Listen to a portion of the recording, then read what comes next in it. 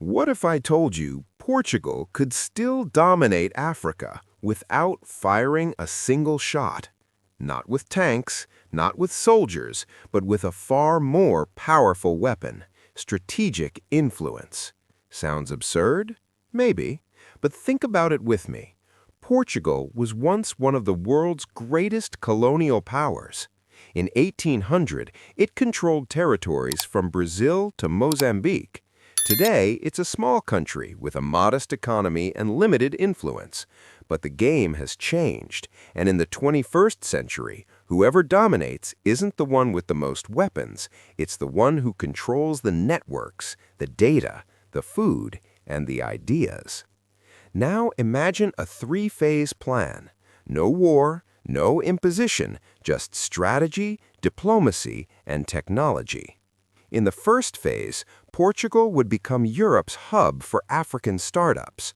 With tax incentives, simplified visas, and bilateral agreements, Lisbon would become the Silicon Valley of Africa, outside Africa.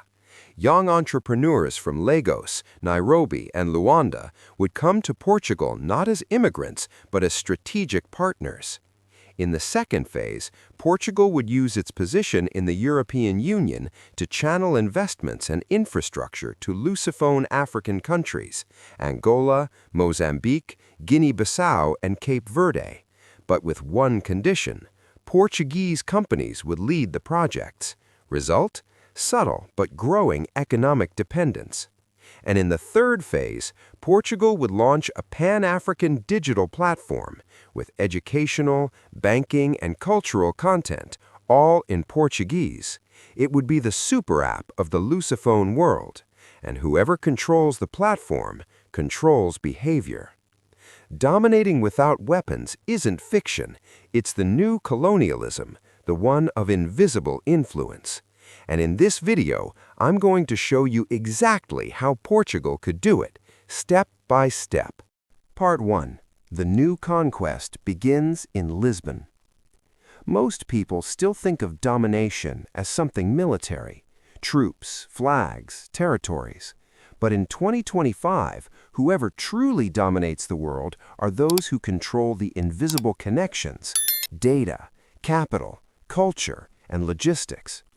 And Portugal, despite being small, has an advantage that no one is using: the Portuguese language. More than 260 million people speak Portuguese in the world, and 70% of them are in Africa. This is no coincidence. It's a colonial legacy, but it's also a strategic opportunity. Imagine this. Portugal positions itself as the official bridge between Lusophone Africa and the European Union. To do this, the first step would be to transform Lisbon into an ecosystem that attracts African talent. But not just any talent. We're talking about digital entrepreneurs, fintechs, edtechs, health techs, the startups that will shape the continent's future. How? With a triple package: ultra-fast visas for African founders, tax incentives for companies that settle in Portugal, streamlined access to European funds through partnerships with local universities and accelerators. The result? Young people like Io, 27, from Lagos, or Selena, 31, from Maputo, start to see Portugal not as a former colonizer, but as a launch platform. And here's the most important detail. By attracting these startups, Portugal doesn't just profit from innovation, it begins to influence African digital ecosystems. Platforms, payment methods, business models, everything starts being built based on Portuguese and European standards. It's the beginning of silent domination. No tanks, no treaties, just connectivity and technological dependence. And that's just the first phase. Part 2. Infrastructure as bait.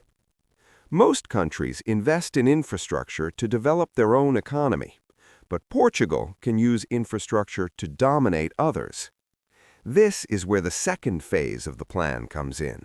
Use the European Union as a source of capital and Africa as a field of influence. Portugal already has historical relationships with countries like Angola, Mozambique, Guinea-Bissau, and Cape Verde. They all speak Portuguese, they all need investments, and they're all strategically positioned in regions rich in natural resources, energy, and young populations. The move is simple. Portugal presents itself as the trusted partner to lead infrastructure projects financed by European funds. Highways, ports, solar energy, submarine fiber optic cables, but with one condition: the executing companies are Portuguese.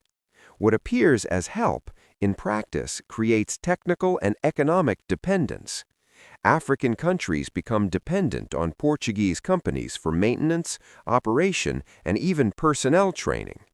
Example: imagine Portugal leads the installation of a fiber optic cable network between Luanda and Maputo.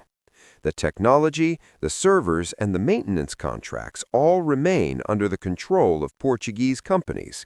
Result: Portugal gains privileged access to the data and digital infrastructure of entire countries. And more, by leading these projects, Portugal also shapes the local technical elites, engineers, managers, developers, all trained under Portuguese standards. This creates a generation of professionals who think, operate, and negotiate like Portuguese. This is the essence of modern domination, not to impose, but to influence deeply. And while this happens underground and behind the scenes, the third phase of the plan begins to take shape, and it's even more ambitious. Part 3. The Lusophone Super App. If you want to dominate a continent today, you don't need soldiers. You need an app. The third phase of the plan is the most ambitious and the most invisible. Portugal would develop a pan-African digital platform designed to be the super app of the Lusophone world. A single application that combines online education in European and African Portuguese, digital banking services, local news and entertainment, digital identity and documents, marketplace for products and services. Sounds distant? China already did it with WeChat. India is doing it with ONDC. Portugal could do it with the PALOP platform, provisional name but with symbolic weight. The key here is scale and habit. By offering essential services for free or subsidized, Portugal would create a digital ecosystem where millions of Africans depend daily on a platform controlled by Portuguese companies. And more, with control of the platform comes control of the data. Portugal would gain privileged access to consumption patterns, behavior, cultural preferences, and even financial movements of millions of African users.